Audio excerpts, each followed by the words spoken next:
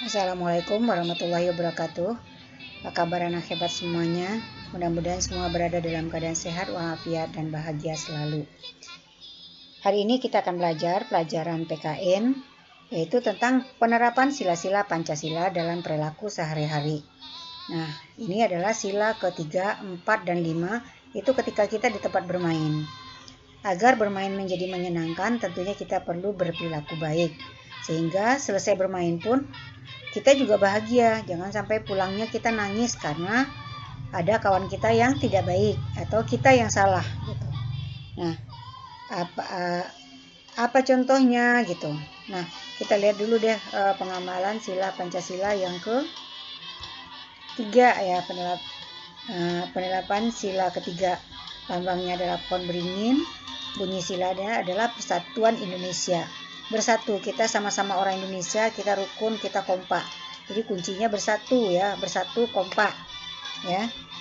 Walaupun berbeda agama, mungkin berbeda suku, berbeda bahasa, tapi kita tetap rukun. Apakah ini berbahasa Indonesia, ini berbahasa Batak, ini berbahasa Minang, kita tetap rukun. Apakah dia orang Islam atau orang yang bukan Islam, kita tetap harus rukun. Kemudian apakah dia cantik atau tidak, ganteng, kaya, miskin, semuanya tidak boleh kita beda-bedakan. Kita tetap rukun, kompak, kita bermain selama teman kita itu baik. Nah, Islam sudah menganjurkan seperti itu juga, kita harus rukun. Nah, Pancasila juga mendukung hal itu. Contohnya apa? Nih, contohnya misalnya bermain bola di lapangan ya. Kita harus rukun, kita harus kompak agar kita bisa menang. Kalau tidak kompak, mana bisa menang? Berikutnya mereka sedang belajar kelompok. Ini contohnya ya. Nah, rukun ketika belajar kelompok. Jadi jangan sampai berantem. Gimana kita bisa belajar dengan baik kalau kita tidak kompak, tidak rukun.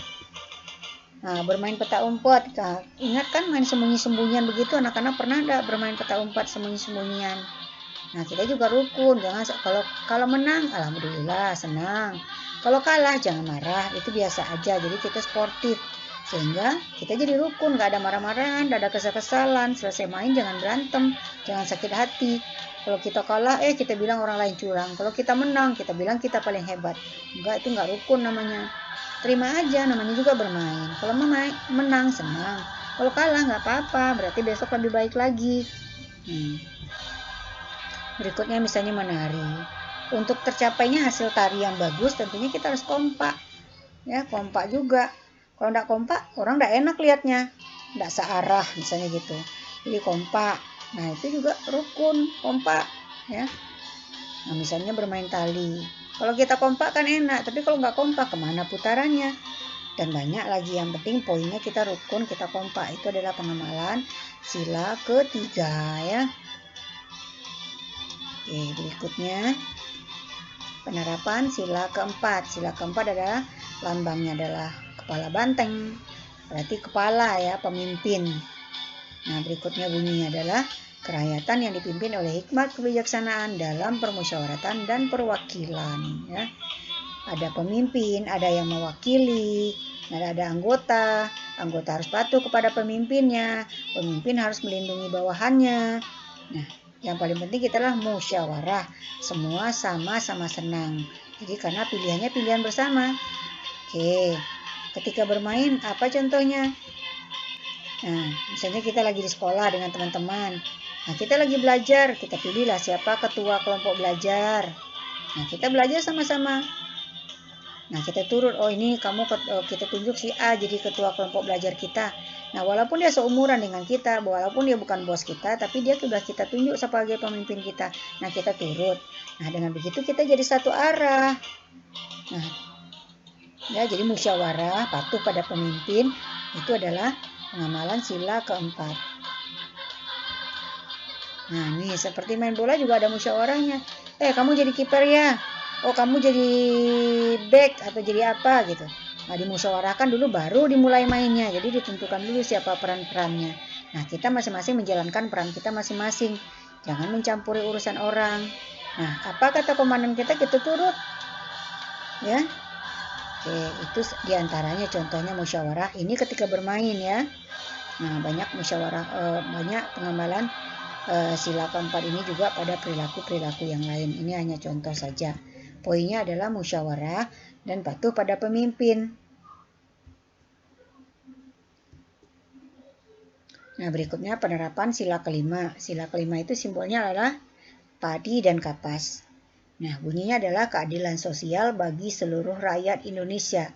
Poinnya adalah adil, ya, untuk kepentingan masyarakat Indonesia, kepentingan bersama, ya, untuk kebersamaan orang Indonesia. Adil, ya, peduli dengan kepentingan masyarakat, ya. Contohnya apa dalam pergaulan sehari-hari di tempat bermain? Contohnya misalnya ketika berteman kita tidak pilih kasih, atau guru pun tidak akan pilih kasih. Jadi, oh ini teman saya, dia salah, biarin, itu nggak boleh. Kalau dia salah kita beritahu. Nah, semuanya teman kita. Oh, kita tidak teman, itu juga nggak baik. Kita perlu banyak teman. Orang yang bagus itu orang yang banyak teman, tapi temannya itu yang baik. Jadi jangan pilih teman itu karena kaya, karena cantik. Tapi teman kita itu kita pilih karena dia baik. Kalau dia tidak baik bagaimana? Ya kita nasehatin. Nah, gotong royong membersihkan lingkungan. Ini kan kepentingan bersama, kepentingan masyarakat. Nah, kita harus jaga kepentingan masyarakat ini. Itu adalah pengamalan sila kelima. Jadi jangan sampai lingkungan jadi kotor karena kita biarkan. Berikutnya apa? Gotong royong membersihkan kelas. Nah, di kelas bersama kawan-kawan. Nah, lingkungan kelas kita juga perlu bersih. Jadi jangan dibiarkan kepala sekolah atau guru atau piket saja yang bekerja. Sama-sama. Kelas itu untuk tempat kita bersama-sama kita jaga. Sama seperti tempat tinggal kita. Kalau kita tinggal bersama-sama, kita bersama-sama juga jaga lingkungan kita. Kalau tidak sama-sama dijaga, gimana mau kita nyaman tinggal di situ? Ya, membuang sampah pada tempatnya. Ya, karena tempat-tempat umum itu adalah milik bersama. Dan yang akan menjaga adalah kita bersama. Jadi kalau kita buang sampah sembarangan, lingkungan tempat tinggal kita jadi kotor. Yaitu namanya merusak kepentingan umum atau kepentingan masyarakat. Nah, mari kita jaga lingkungan kita. Itulah contoh pengamalan sila kelima. Banyak lagi sebenarnya. Poin yang paling utama adalah adil, tidak pilih kasih, tidak membeda-bedakan. Kemudian apa? Gotong royong. Itu paling pentingnya. Gotong royong, menjaga kepentingan umum, menjaga kepentingan bersama. Itu adalah contoh pengamalan sila kelima. Oke, baiklah anak-anak, tentunya anak-anak sudah mulai paham. Tugas anak-anak adalah buka LKS tentang hidup rukun, halaman 37. Tugas anak-anak adalah tinggal menarik garis sesuai dengan kalimat ini, tarik garis yang cocok dengan gambar ya. Oke, selamat berlatih ya. Hati-hati ya, jangan sembarang tarik. Dipakai penggaris ya anak-anak ya, jangan sampai ditarik-tarik garis biasa aja. Nanti kusut-kusut, tidak tahu pasangannya yang mana. Kusut di tengah-tengah. Tapi kalau pakai penggaris rapi, mudah dibaca, dan kelihatannya buku kita bersih gitu ya.